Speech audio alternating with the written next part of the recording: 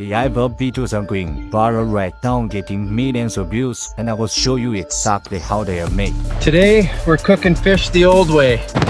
Okay, Greg, I'm telling you, I've seen Okay, so the Greeks dipped? Like for real? And they just left a giant wooden horse as a parting gift? Alright, so for this type of video you will need to use VO3 because it generates both the footage and the speech. You can access it in Google Gemini or Flow, or on platforms like Phoebe or Flow AI, though here it gets very expensive. Once you're in, it all comes down to writing a good prompt. I've watched a bunch of AI videos where first engineered the prompts and came up with a template that you can use. I will leave it in the description, but even with good structures the results can be bad, so I suggest using cheap or free image generator first, as you're from there to get a rough visual and tweak if needed before sending it to VO3. This will increase your chance to get better clip. Here is the clip I made. Today, I show you how to cook rock chicken.